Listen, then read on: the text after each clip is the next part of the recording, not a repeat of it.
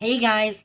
So today I will be debunking the mysterious Mr. Enter's review of Fame and Misfortune. So I will be pointing out the things that I agree with him in the video and the things that I don't agree with him in the video. Because there are some things in the video that I agree with him. But there's also a lot of stuff in the video where I don't agree with him. So before I get started with the video, please don't go out of your way to harass Mr. Enter. That's just a really bad thing to do, and it's just a complete waste of time. And at the end of the day, this is our opinion on a TV show. It's not that big of a fucking deal. Did I make it clear? Awesome. Let's get started with the video. And that limit is when you're no longer just accepting your flaws, but you're actually happy about your flaws. So I actually agree with him here.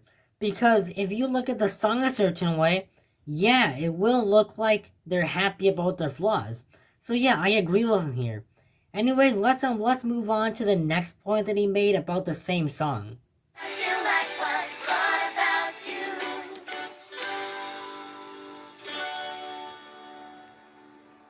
Well, that's just about the most fucking psychotic line I've ever heard in an MLP song. Yes, liking someone in spite of their flaws is an important and a good message. You know, if you focus on the nuance of it. But liking someone because of their flaws, I can't take that in anything but the worst way possible. So obviously what they're trying to say here is that you should like someone even though they have flaws. But like I said, if you look at the song a certain way, it's going to sound like they're saying that you should like someone because of their flaws. So yeah, I don't really blame him here, because if you look at the song a certain way, it will sound like that. My character? We are real ponies. This journal is a record of things that actually happened to us. Hey, guys, I think that the show staff thinks that the ponies are real people. I guess that brings me to the first major hurdle with the story problems of this episode. It has a very hard time telling the difference between fiction and non-fiction. Okay, what? Obviously, in the show, they're gonna say that they're real ponies, because in the show, they are real ponies. I mean, obviously people know that the ponies don't exist in real life, but in the universe, of course we're gonna say that they are real. I mean, what do you want them to say? Do you want them to say, hey, we're 2D animated ponies, we're not real? Because then that would completely break the realness feel of the show, if that makes sense. Alright, the first problem is that Twilight publishes a journal. This sounds small, but it creates significant issues with the message. Simply put, you're going to have different expectations reading a book entitled The Biography of Abraham Lincoln and a book entitled Abraham Lincoln Vampire Hunter. We have different standards of fictional people and real-world people. Well, I mean, yeah, that is true, but Twilight is not a real pony. I mean, like I said, in the universe she's real, but over here, of course she's not real. But Abraham Lincoln, yeah, he's obviously a real person. For example, some in-universe problems. A couple of these journal entries are about Daring Do, someone who had a secret identity that I doubt she'd want revealed to the world. I mean, it's possible that only the lessons were included in said book, but there's some decent impression that they included actual background stories in said journal. In the episode... Is this supposed to be a point of the episode being bad? Because it sounds more like Rainbow Dash being an asshole. Episode, everyone is laughing at everything that Pinkie Pie says. But through the journal entries relayed to the audience at the end of the episode, when the episodes were trying to be serious, no one would really think that she was funny through those alone, unless they thought... Okay, I do agree with him here. It is a little ridiculous in the episode that everyone keeps laughing at Pinkie Pie.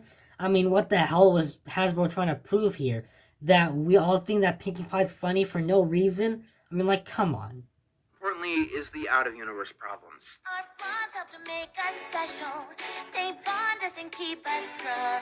For a character in a fictional universe, this is a fine statement. It is something that is true. These characters wouldn't be as strong as they were without their flaws. Your characters need to have flaws to make them interesting. We've seen many Mary Sues on animated atrocities alone. But, well, in this episode's own words... My character? We are real ponies. This journal is a record of things that actually happened to us. Ugh. God damn it. He's still using this fucking excuse. Do I gotta repeat myself? Dude, obviously in this show, they're going to say that they're real ponies. But in real life, they're not real ponies. Like, what the fuck is this excuse, man? Was about one of the characters writing a piece of fiction, and a character within that fiction being criticized, then this would make sense. But Okay, but this episode is fiction. That is exactly what we're doing. We are criticizing fiction, man. I mean, like, come on. Obviously, these characters are not real. That is literally what we're doing. We are criticizing a piece of fiction. like, here's the actual stated moral.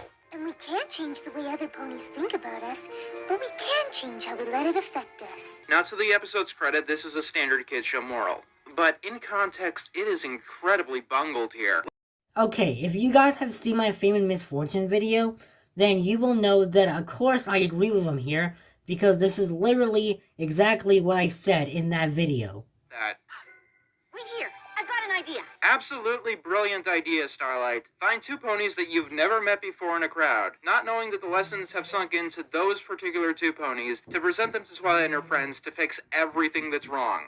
Okay, man, I'm pretty damn confident that Starlight talked to these two ponies before she introduced them to Twilight and the rest of them, just to make them feel better.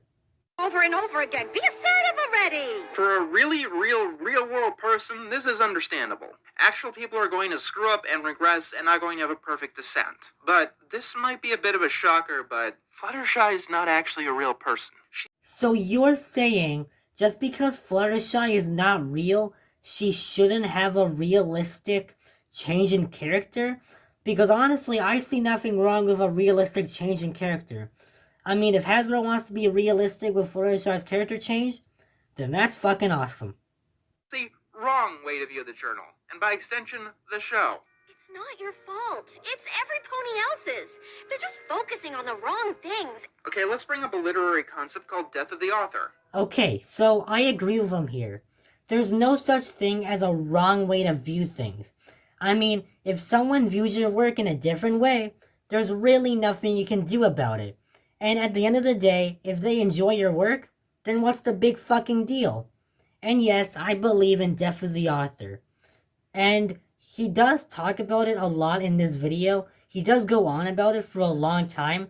So if you guys want to know more about death of the author, then just go to the description and watch his video. This is number one in the top 11 morals that you hear every day that are actually not very good. I mean, be yourself, it sounds like a very good and uplifting message and moral. Until the asshole hears it. Be yourself is a terrible moral to Yeah, there's really no denying it. Be yourself is a horrible message when it comes to talking to a very rude person. So, yeah. Anyways, I hope you enjoyed this video. And remember to go down in the description and watch Mr. Enter's review of Fame and Misfortune. Because there was a lot of his video that I had to cut out in this video. Anyways, peace out, guys.